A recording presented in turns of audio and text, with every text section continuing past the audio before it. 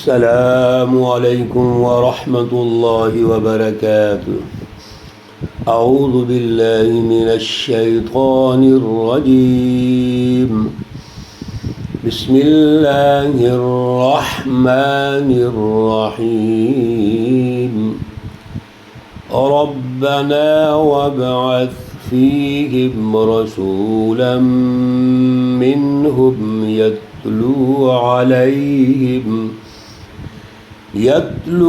عليهم آياتك ويعلمهم الكتاب والحكمة ويزكيهم إنك أنت العزيز الحكيم۔ صدق الله العلي العظيم۔ اللهم صل على سيدنا ومولانا محمد النبي الأمي وعلى آله وأصحابه وبارك وسلم وصل عليه۔ معزز سامعین و سامعات، پارہ نمبر 1 سورۃ البقرہ، آیت مقدسہ نمبر 129۔ اللہ رب العزت اس آیت کا فہم اور شعور عطا فرمائیں اور عمل کی توفیق اور صلاحیت عطا فرمائیں۔ میرے عزیزو، کل کے درس میں ہم نے یہ آیت مقدسہ شروع کی تھی، لیکن اس کا ایک پہلا حصہ، پہلا جو نقطہ ہے وہ عرض کر سکے تھے۔ حضرت ابراہیم علیہ السلام دعا کر رہے ہیں۔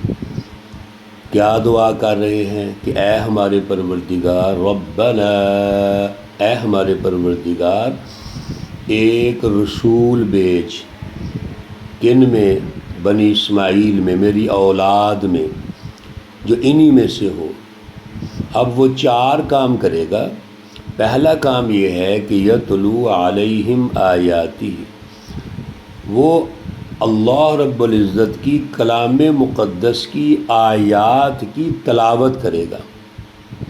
یہاں یہ بات ہو گئی تھی، لیکن تھوڑی سی دہرا لیتے ہیں تاکہ ترتیب بن جائے کہ تلاوت کا کیا مفہوم ہے۔ یہ مفہوم ہے کہ وہ اللہ کی آیات کو اتھارٹی سمجھتے ہوئے، اللہ رب العزت ایک احکم الحاکمین کی کلام مقدس ہے، اس کا آرڈیننس ہے، اس کا قانون ہے، زندگی گزارنے کا ایک ضابطہ ہے، انسانیت کے لیے رہنمائی ہے، کہ جس رہنمائی پر عمل کرنا ہے پہلے اس کو پڑھنا ہے۔ تو کلام مقدس کی تلاوت، اس کو پڑھیں، اور پڑھنا اس کو اس طرح ہے جس طرح اللہ نے نازل فرمایا ہے۔ اس لیے یاد رکھیے تمام میرے عزیز بہن بھائی، کلام مقدس کو پڑھنے کا باقاعدہ ایک سسٹم ہمارے ہاں، جس کو تجوید القرآن کہتے ہیں، قراء حضرات پڑھاتے ہیں، نورانی قاعدے سے شروع کرتے ہیں، وہ فرض ہے۔ کلام مقدس کا ایک لفظ اگر ہم اس کو اس طرح پڑھیں کہ وہ آرڈیننس ہے نا، تو اس کا معنی چینج ہو جائے تو سمجھیں گے کیسے اس کو؟ آج انگریزی میں کوئی حکم نامہ آ جائے کسی اتھارٹی کا، یا جو بڑی اتھارٹی سمجھی جاتی ہے امریکہ اور برطانیہ کا، تو پھر کیا ہوتا ہے؟ آپ اس قانون دان کو کہتے ہیں جس کا ترجمہ کرو، جو ان کی لینگویج کے تمام نشیب و فراز کو سمجھتا ہے، تاکہ اس کا فہم واضح ہو جائے۔ تو کیا اللہ کی کلام مقدس کو جیسے مرضی ہم تلاوت کریں؟ نہیں، اس پہ ہمیں توجہ دینی ہے۔ تو اتھارٹی کی کلام، کلام الملوکی، ملوک الکلام، یہ تمام بادشاہوں جتنے بھی ہیں اس دنیا کے اندر، اس سے بڑے بادشاہ اللہ کی کلام ہے۔ اور پھر یہ ویژن ہونا چاہیے کہ تلاوت کر رہے ہیں تو برکت تو ہے ہی ہے، اللہ کی کلام ہے، لیکن یہ میں اس لیے تلاوت کر رہا ہوں تاکہ اس کا فہم پیدا ہو جائے۔ اور دوسرا حکم، دوسری دعا کا جو نقطہ ہے وَيُعَلِّمُهُمُ الْكِتَابَ، رسول اللہ صلی اللہ علیہ وسلم کیا کریں گے؟ ان کو کتاب کی تعلیم دیں گے۔ تعلیم وہ مکمل احکامات، قوانین، اس تلاوت کے بعد اس کا فہم، اس کی رہنمائی۔ میرے عزیزو، اللہ رب العزت نے ایک ایک چیز کی رہنمائی دے دی۔ اگر ہم ارکان اسلام کا ایک سسٹم کی بات کریں گے تو اس کی رہنمائی دے دی۔ اگر ہم انسان کی روحانی اور جسمانی ارتقاء کی بات کریں گے اس کی رہنمائی دے دی۔ اگر ہم ایک فرد جو ایک گھر سے آپ شروع ہو جائیں، ایک انفرادی رہنمائی سے لے کر اجتماعی سوسائٹی، سماج کی تشکیل کی رہنمائی، وہ بھی کلام مقدس میں موجود ہے۔ اگر ایک فیملی، خاندان، میاں بیوی سے شروع کر کے اولاد اور پھر پورا سسٹم ہے رشتہ داریوں کا، اس کی آپ رہنمائی لیں گے تو وہ بھی کلام مقدس میں موجود ہے۔ تو تعلیم، الکتاب، الکتاب کتاب مقدس قرآن پاک، یعنی مکمل رہنمائی، مکمل اس کا فہم، مکمل احکامات، لا ریب فی، یہ کہا گیا تھا شروع میں، ذالک الکتاب لا ریب فی، اس کتاب مقدس کی رہنمائی میں، تعلیم میں، اس کے احکام میں کوئی ایک ذرہ بر شک نہیں ہونا چاہیے۔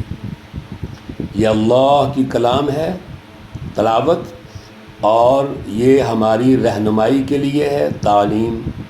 تیسری بات والحکمہ، حکمت، حکمت اس تعلیم کی مینجمنٹ کو کہتے ہیں۔ حکمت کی تعریف عربی میں یہ ہے معرفت الاشیاء کما ہی ووضعها علی محلها علی الصواب، جو چیز جیسے اللہ نے تشکیل دی ہے اس کو اسی طرح سمجھنا، اس کی ترتیب و تشکیل کو سمجھنا، اور پھر اس کی مینجمنٹ کرنا، اس کو نافذ کرنا، یہ حکمت ہے، حکمت عملی۔ اسی کو سیاست کہتے ہیں۔ سیاست بھی یہی ہے، چیزوں کو مینج کرنا۔ تعلیم مل گئی طہارت کی، یہ طہارت ہونی چاہیے، اللہ نے اس کا پورا نظام دے دیا۔ طہارت باطنی ہے، طہارت ظاہری ہے، ان دونوں کا کیا مفہوم ہے؟ ظاہری طہارت حاصل کرنی ہے تو دو طہارتیں ہیں، ایک کو حد سے اصغر کہتے ہیں یعنی وضو کرنا، ایک کو حد سے اکبر کہتے ہیں غسل کرنا، اور سب کے ضابطے بتا دیے، اس کی پوری ترتیب بتا دی کہ وضو کرنا ہے تو کیسے کرنا ہے۔ وضو کرنے سے پہلے جو طہارت ہے، واش روم وغیرہ جانا ہے تو کیا طریقہ ہے، کیا سسٹم ہے اس کا۔ ہمیں تو میرے عزیزو یہ بھی سکھا دیا کہ اگر آپ نے واش روم میں قدم رکھنا ہے، جانا ہے تو کیا دعا پڑھنی ہے، باہر نکلنا ہے تو کیا دعا پڑھنی ہے، اور ان دعاؤں کا بھی ایک سماجی اثر ہوتا ہے، انسان کی باڈی پر اثر ہوتا ہے، انسان کی روح پر اثر ہوتا ہے۔ تو یہ تمام مینجمنٹ، ایک ہم نے مثال دی ہے نا، اللہ نے کہا نماز پڑھو وَيُقِيمُونَ الصَّلَاةَ، اب نماز کیوں پڑھنی ہے؟ اس کا ایک ویژن ہے، اس کی ایک فلسفی ہے، اس کا ایک سسٹم ہے، 5 نمازیں ہیں، ان کے اوقات ہیں، ان کی ایک ترتیب ہے، یہ حکمت ہے۔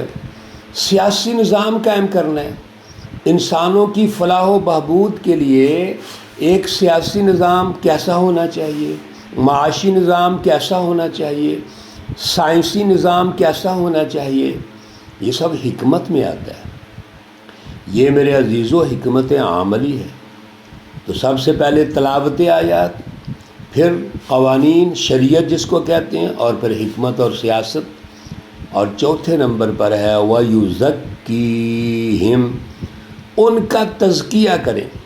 تزکیہ دل، سارے احکامات آ گئے، حکمت عملی بن گئی، دل ہی قبول نہیں کر رہا، دل کا تزکیہ ہی نہیں ہے۔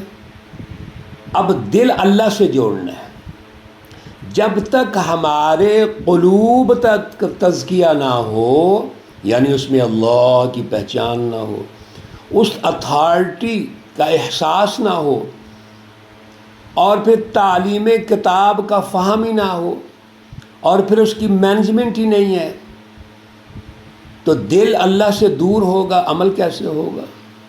اس کے لیے تزکیہ قلوب ضروری ہے۔ ہمارے اولیاء اللہ نے بڑی اس پر محنت کی ہے۔ میرے رسول اللہ صلی اللہ علیہ وسلم کی سچی جماعت صحابہ میں چاروں کوالٹیز تھیں۔ ہمارے اولیاء اللہ اور بزرگوں میں چاروں کوالٹیز ہیں، لیکن انہوں نے آگے محنت بھی کی ہے، اپنے اپنے شعبوں میں محنت کی۔ میرے عزیزو، 4 بنیادی اہداف میرے رسول اللہ صلی اللہ علیہ وسلم کے، اور یہ سچی جماعت کے لیے ہیں۔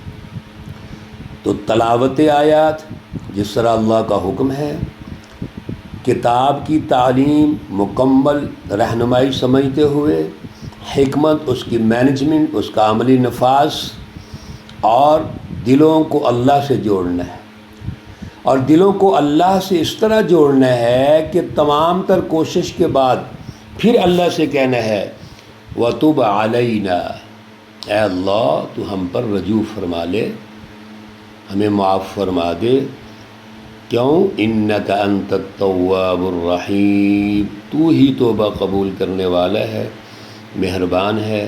اور یہاں اللہ نے فرمایا اِنَّكَ أَنْتَ الْعَزِيزُ الْحَكِيمُ، دعا کر رہے ہیں حضرت ابراہیم علیہ السلام، اور یہ کہہ رہے ہیں کہ بے شک تو ہی، کاف اور انت 2 دفعہ آ گیا، حسر، العزیز زبردست ہے، غالب ہے، الحکیم حکمت والا ہے۔ تیری حکمتیں اس پورے سسٹم کی تشکیل کی جو ہیں وہ بڑی اعلیٰ ہیں۔ اور پھر یا اللہ تو ہی غالب ہوگا۔ یہ جو غلبہ عارضی طور پر شیطانی جماعتوں کا نظر آتا ہے، مافیاز کا نظر آتا ہے، میرے عزیزو یہ تو سچی جماعت کا امتحان ہوتا ہے، قوموں کی آزمائش ہوتی ہے، مقابلہ ہے، یاد رکھو یہ مقابلہ ہونا ہے، اس میں قربانیاں دینی پڑیں گی، لیکن اللہ کا دین غالب آئے گا، اللہ کی حکمت غالب آئے گی، سیاسی اور معاشی نظام اسی کا بنے گا، سماجی نظاموں کی تشکیل اسی کے مطابق ہوگی۔ کیوں؟ وہ انسانیت کا نظام ہے، وہ فطری نظام ہے، وہ انسانیت کی دنیا اور آخرت کی ترقی کا نظام ہے۔ اللہ ہمیں فہم اور شعور عطا فرمائیں۔ اللہ رب العزت تمام بیماروں کو شفائے کاملہ عاجلہ مستمرہ عطا فرمائیں۔ اللہ رب العزت تمام مرحومین و مرحومات کو جنت الفردوس میں اعلیٰ مقام عطا فرمائیں۔ ربنا تقبل منا انك انت السميع العليم وتب علينا انك انت التواب الرحيم، وصلى الله تعالى على النبي الأمي محمد وعلى آله وأصحابه أجمعين برحمتك يا أرحم الراحمين۔ السلام عليكم ورحمة الله وبركاته۔